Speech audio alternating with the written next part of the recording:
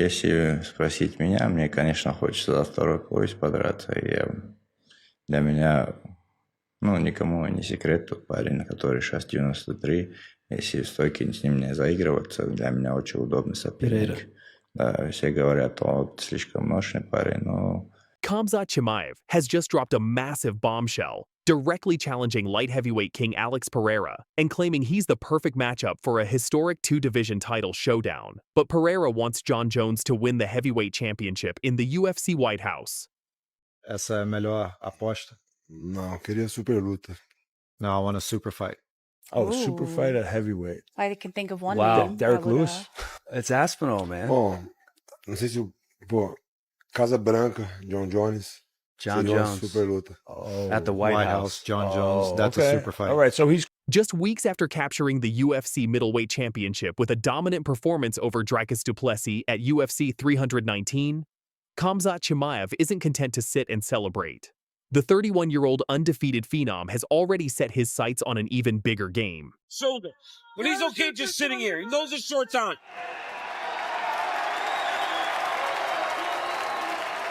Final seconds. In an exclusive interview with Aslanbek Badaev on the Badaev Podcast, Chimaev made his intentions crystal clear. He wants a second UFC championship belt, and he's identified light heavyweight champion Alex Pereira as his ideal target. If you ask me, of course I would love to fight for the second belt. It's no secret the guy who's got the belt at 205 pounds now is a very good matchup for me, except for should I get reckless standing with him. Если спросить меня, мне, конечно, хочется за второй пояс подраться. Для меня, никому не секрет, тот парень, который сейчас 93. Если в стойке с ним не заигрываться, для меня очень удобный соперник. This isn't just casual trash talk. Chimaev is making a calculated assessment of the matchup. He's analyzing styles, understanding the risks, and expressing genuine confidence in his ability to capture a second world title. That's the mentality of a true championship-level competitor. The fascinating aspect of this potential super fight comes down to contrasting combat styles. Chimaev and Pereira represent opposite ends of the fighting spectrum.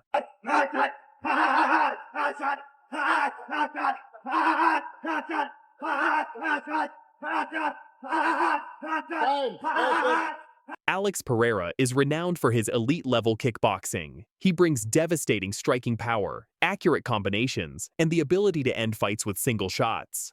His knockouts have sent elite fighters crashing to the canvas. His power is legendary in the UFC.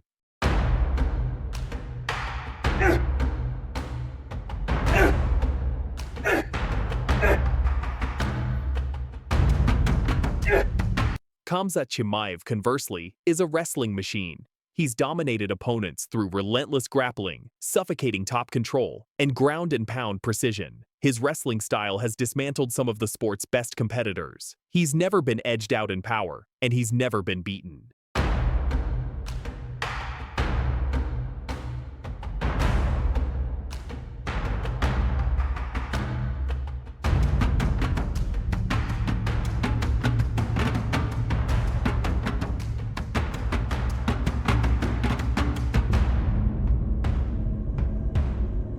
Here's where Chimaev's confidence shines through. They say he has a lot of power, but I've never been edged out in that area. He used to fight at 185 too, and then moved up to 205. So I would like to fight at light heavyweight. Да, все говорят, он слишком мощный парень, но где-то в мощи я нигде не уступал никому. Поэтому я думаю, он тоже 84 выступал и перешел в 93. Хотелось бы 93 подраться, а так... Chimaev's strategy is clear. Keep the fight off the feet and drag Pereira into deep waters where wrestling dominates. It's a classic matchmaking nightmare for strikers, a relentless grappler with size, strength, and technical mastery. However, Chimaev also showed respect for the danger involved, acknowledging that getting reckless standing with Pereira could be catastrophic.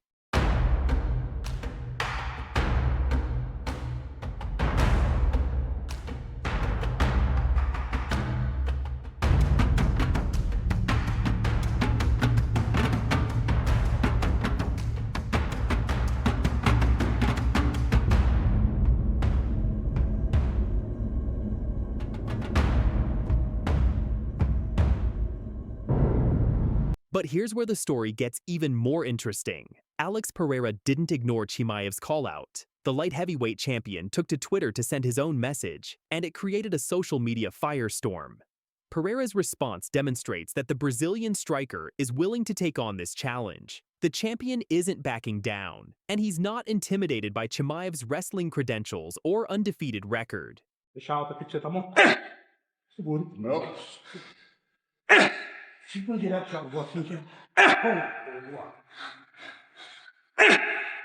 Boa. What we're witnessing is the beginning of a genuine rivalry, building in real time. Both men are at the absolute peak of their powers. Both hold world titles in the UFC, and both seem genuinely interested in testing themselves against elite opposition. The Twitter exchange has already generated massive buzz across the MMA community. Fans are picking sides, analysts are breaking down the matchup, and the conversation has shifted from if this fight happens to when. Now, let's be realistic about the timeline. This super fight isn't happening next month. Both fighters have immediate responsibilities. Chimaev still has legitimate middleweight contenders waiting for him. Names like Nasruddin Imavov, Rainier de Ritter, and Anthony Hernandez are all in the conversation for a title shot. Chimaev has acknowledged that he'll need to handle business at 185 pounds first. Там Насруддина дадут, или Деридера дадут, или Эрнандеса. Мне особой такой разницы нет, чтобы самое главное заплатили хорошо. Meanwhile, Pereira has been chasing his own big money fights. There's been serious speculation about a heavyweight showdown against John Jones at a potential White House event in Washington, D.C. in June 2026. That's the kind of mainstream attention that captures Pereira's focus. However, Chimaev has already demonstrated his willingness to chase Pereira anywhere. He previously stated, "I'm ready to fight you at heavyweight." This tells us everything we need to know about his determination and ambition. The reality is that a super fight between these two champions could be one of the biggest moments in UFC history. We're talking about an undefeated wrestler challenging a striker with multiple championship reigns. The stylistic clash alone would be must-see television.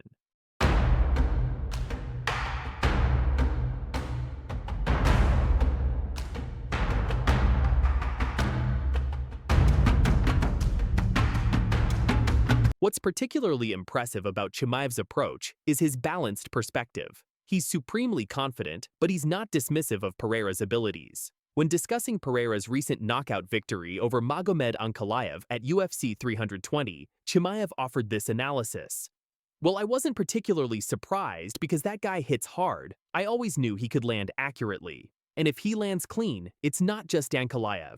Everyone's lights will shut off." This is the language of a true champion. Chimaev respects the threat Pereira presents. He acknowledges that striking matchups are inherently unpredictable. He understands that one perfectly placed shot could change everything. Yet, he still backs up his confidence with reasoning. He's never been finished by strikes. He's denavigated dangerous strikers before. His wrestling creates angles and opportunities that counter elite striking. This is analytical confidence, not blind arrogance.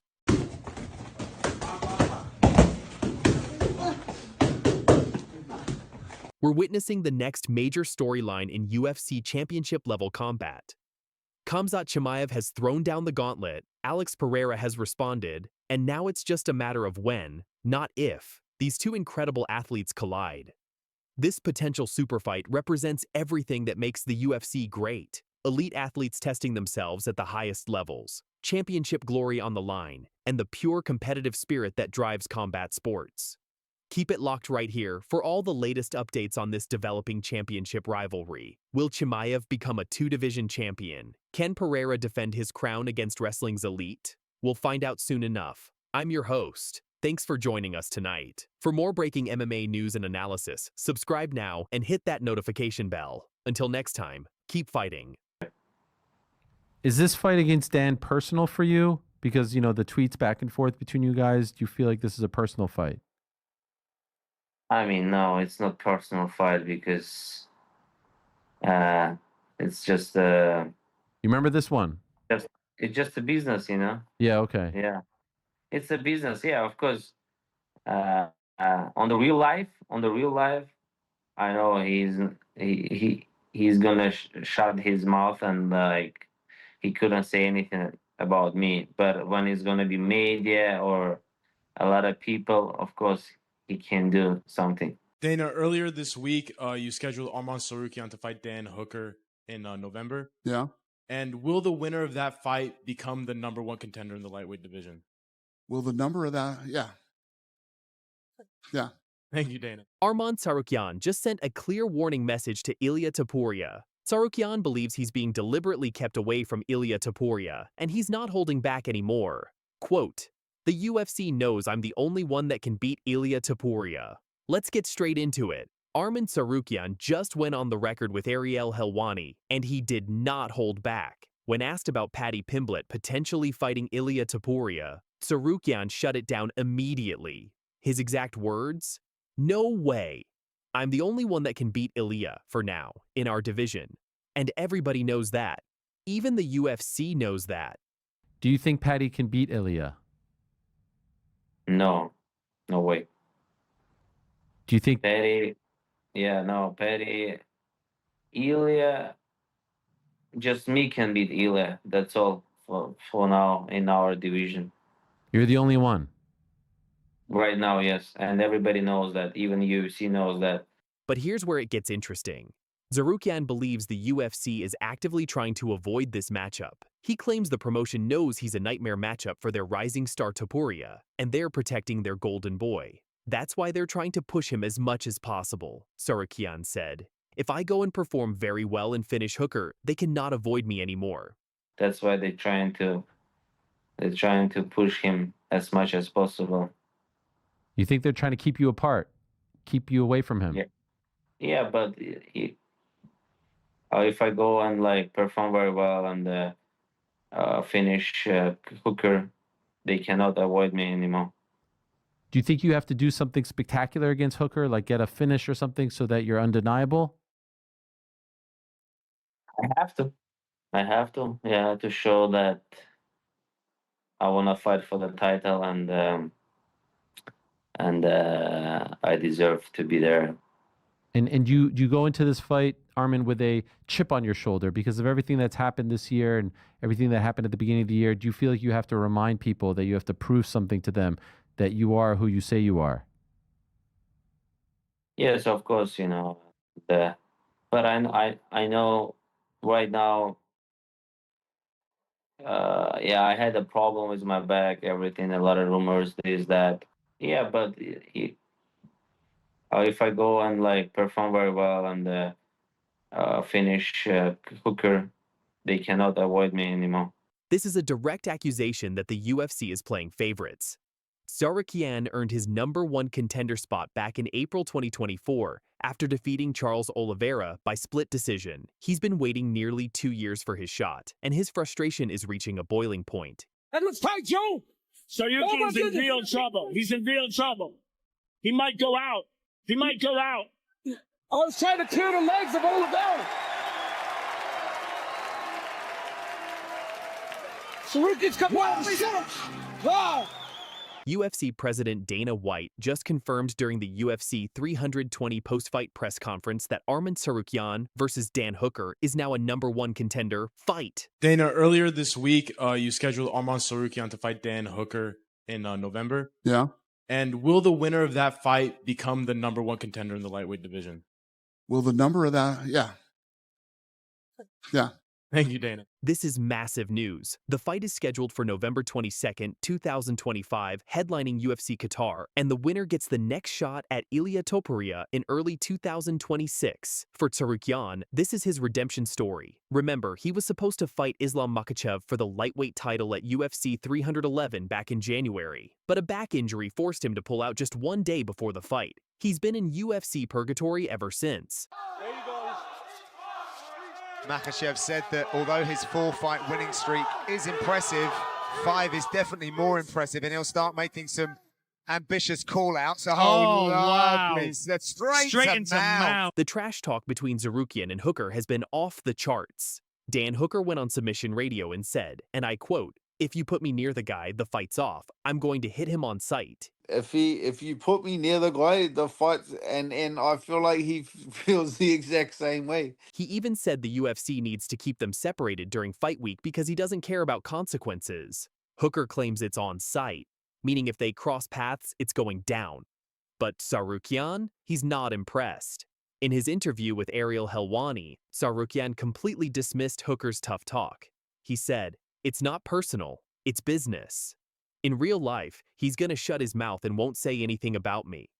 I mean, no, it's not personal fight because it's just You remember this one? it's just a business, you know. Yeah, okay. Yeah, it's a business. Yeah, of course.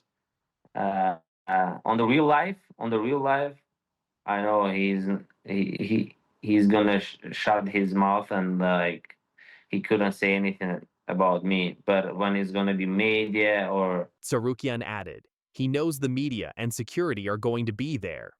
He's gonna behave like a hooker. He's like that with cameras because he knows nobody's gonna touch him. he knows media and security and everybody is gonna be there, and he's gonna behave like a hooker. What does that mean?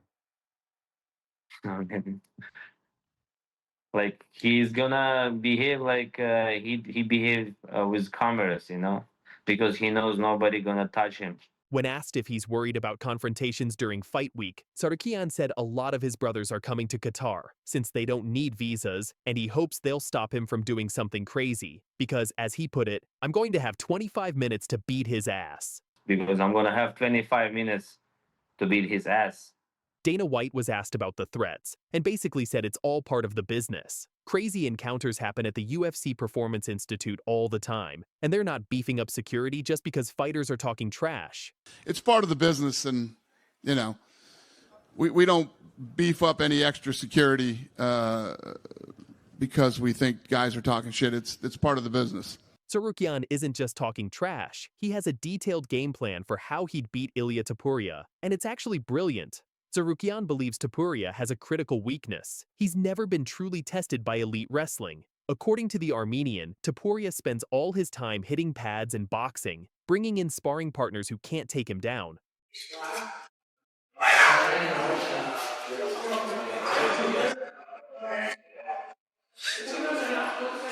Topuria is primarily a striker with devastating knockout power. We've seen him finish Max Holloway and Alexander Volkanovski, but we haven't seen him face relentless wrestling pressure for 5 rounds. That's the key question. Tsarukyan wants to exploit that gap. He plans to tire Topuria out, take him into deep waters, and force him to fight in positions he's not comfortable in. For Arman Tsarukyan, this is about more than just winning. He needs to dominate. He told Helwani directly, "I have to show that I will fight for the title, and I deserve to be there."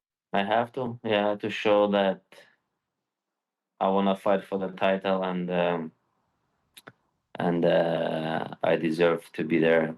He's even predicting a knockout finish over Hooker, saying he'll either knock him out or wrestle him for 25 minutes straight. He wants to leave no doubt. The injury cloud still hangs over him from the UFC 311 withdrawal. There were rumors, speculation, and questions about whether his back is really healed.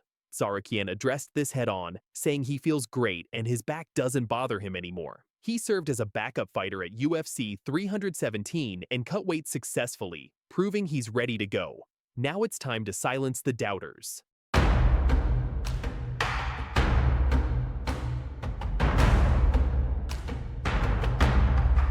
Meanwhile, Ilia Topuria doesn't have his next fight booked yet, but names like Paddy Pimblett, Justin Gaethje, and Max Holloway have been floated around. Tsarukyan believes the UFC is deliberately giving Topuria favorable matchups while avoiding the wrestling specialists like himself. Who do you think wins this fight? Can Tsarukyan back up his bold claims? Is he really the one fighter who can dethrone Topuria? Let us know in the comments below. That's all we have for you today. Fight fans, make sure you smash that subscribe button, hit the notification bell so you never miss our UFC coverage, and drop a like if you enjoyed this breakdown. Comment below with your predictions, Tsarukyan or Hooker. And do you think Arman can actually beat Ilia Topuria if he gets that title shot? I kind of seen a picture of Bud dapping him up before Bud was going to his workout or leaving his workout.